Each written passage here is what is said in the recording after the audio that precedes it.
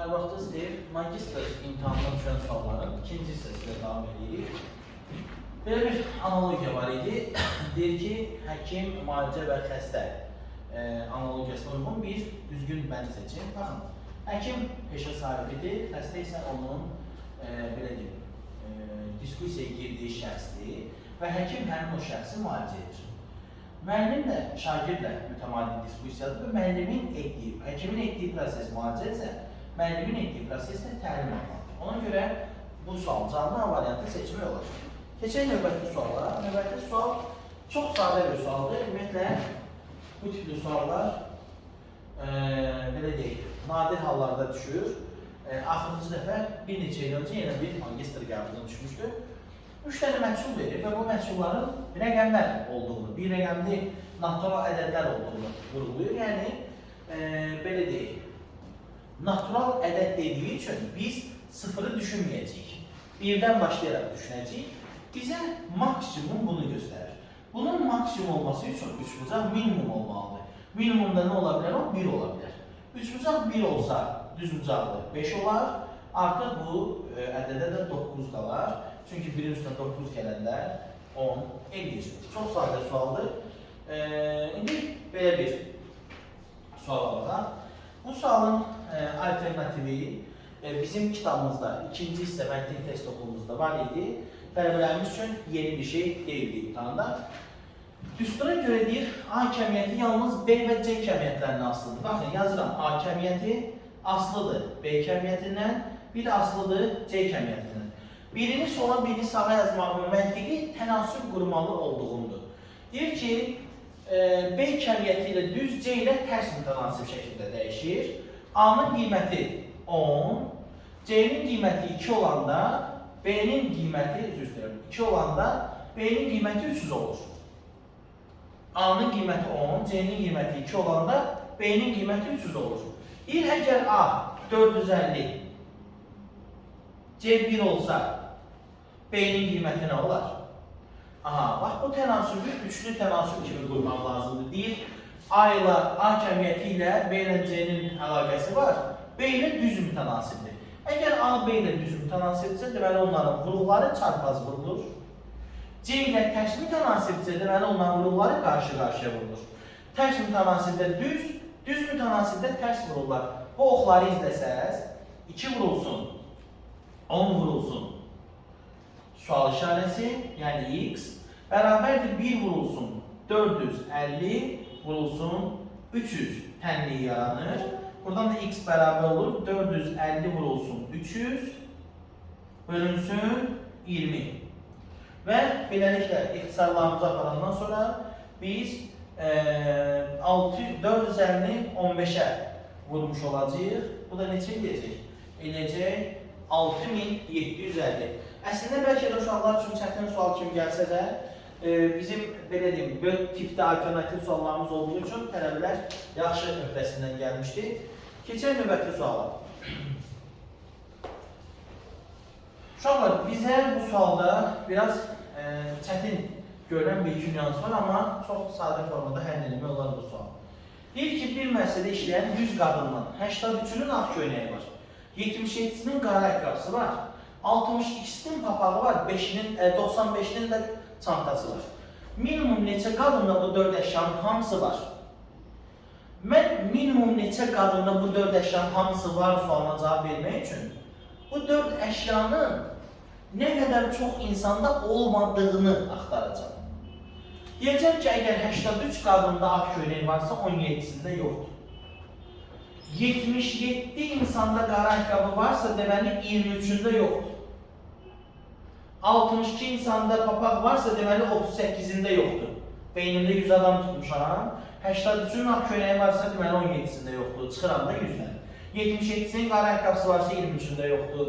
62-sinin papağı varsa 38-nin yoxdur. 95-inin çantası varsa 5-nin yoxdur. İndi deyək ki, bunlar, bu insanlar bir-birindən fərqli insanlardır. 17 dənəsinin, 17 nəfərin köynəyi yoxdur, bu başqa adamdır. 23 nəfərin ayaqqabısı yoxdur, bu başqa adamdır. 38 nəfərin papağı yoxdur, bunlar başqa adamdır. 5 nəfərin çantası yoxdur, başqa adamdır. Bunlar, deyək ki, toplasaq neçə edir? 40, 78, 83. 83 nəfərin hərəsinin bir şey yoxdursa, deməli yerdə 17 nəfər qalır ki, hər şey var. Yəni 4 əşyanın 4-ündən də varlardır. Keçirik növbəti suala. Sıraya hansı fiqurlar daxil edilməlidir? Sıradakı artıq olanı seçin yox. Sıraya hansı fiqurlar daxil edilməlidir? Demək, siz burada eyniləri tapacaqsınız. Yerdə nə qalacaqsa, bilirsiniz, bu məşhur sual tipidir. Bu sual tipinin izahını bilmirsinizsə, başqa bir videomda bunu baxıb öyrənə bilərsiniz. Baxın, bax, bu birinci insanla, insana oxşadıram mən bunu. Birinci insanla görə bunun antonimi hansıdır? Bunun antonimi, baxıram, bax budur. Bu. Fikir verin, sinələr sola, biri sola, biri sağa, qarnın biri sola, biri sağa, ayaqlar da sola, sağa baxır. Bu bunun antonimidir. Gəlin, indi 2-nin antonimini axtaraq. Deməli, 3 bucaq olsun və sağa doğru baxsın. Ayağı da əks istiqamətə baxsın. Görün hansıdır bu? Bu deyil. Bu da deyil. Bu ola bilərmi? Elə budur. Bax, deməli, budur, bəli, budur, ikinci insan. İndi üçüncünü axtaraq. Görün bunun var mı düzgü əksi? Sinəsi kvadrat, okey, bu ola bilər, amma qarınları düz deyil. Bu olmaz, deməli, bu ola bilər, amma qarınları düz deyil. Bu ola bilər, qarınları da düzdür. Yox, bu deyil, bu deyil. Şimdi bunun əksi yoxdur. Deməli, bunun əksini sıraya daxil etməliyəm. Bunun əksi nədir? Bunun əksi, fikir verin, baş, sinə sola baxır, burada sinə sağa baxır. Qarın içəri çəkilib, ayaq sola baxır, ayaq sağa baxır. Deməli, elə bax, burada düzgün cavab A variantıdır. Digərində davam edə bilərəm. Deməli, davam edəsək nə görəcəyik?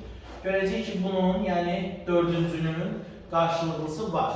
Hansıdır da, elə budur da, 4. Bu 5'in qarşılıqlısı hansıdır? Budur. Baxın, bəli, budur. Buna 6 desək. 6'nın qarşılıqlısı, bax, budur. Sonra buna 7 desək. 7'nin qarşılıqlısı var mı? Bununla bu qarşılıqlı deyil.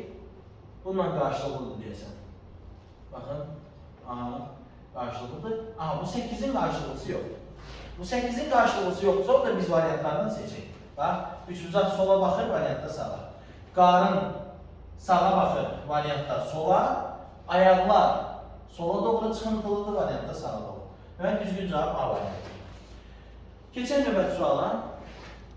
Burada bir fəza fiquru, daha doğrusu yuxarıdakı bu suala baxaq, sonra davam edək. Bu sual çox məşhur sualdır. Bəlkə bir 3-4 dəfə imtahanlara düşür.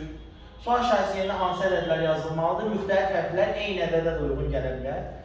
Ağlınıza gətirin ki, nəyə vuranda 12, nəyin üstünə gələndə 8, nəyin üstünə 4 gələndə Y, nəyə 12'ye böləndə F almaq olar. Ümumiyyətlə, biz nəyin üstünə 4 gəliriksə, deməli 4'dən böyük bir şey almalıyıq. 5 almalıyıq, 6, 7, 8, 9, 10, 11, 12 və s. Siz onda burada yeni yerine 12'ye bölünən ya 6 koymalısınız ya da 12. 6 koyuram birinci. Nəyin üstünə 4 gələndə 6 edir? 2'nin. Nəyin üstünə 2 gələndə 8 edir? 6'nın. 6'nın nəyə vuranda 12 edir? 2'nin. 2'nin üstünə 4 gələndə nə edir? 6. 8'dən 6 çıxanda nə edir? 2. 12'ni 6'ya böləndə nə edir? 2. Qardı getdi. Düz tapmışam. Deyir, ədədlər də eyni ola bilər. A'nı tapmışam 6. F'i tapmışam 2. Onların da cəmləri mənə 8 verir. Primitiv sualıdır. Keçirəm növbəti suala. Bu suala müxtəlif yanaşmalar, müxtəlif formalı, çətin izahlar olsa da sualın çox primitiv bir həlli var. Diqqətlə baxaq. MNK-dan KMM ədədi çıxılır. Burada M yüzlük mərtəbəsinə əhatə etdiyi üçün onu 100M yaza bilərik. N 90N kimi, K da üzr istəyirəm 10N kimi, 10 olsun N kimi, bir də yazım. Yüzlük mərtəbəsi, onluq mərtəbəsi, təklik mərtəbəsi yazıram.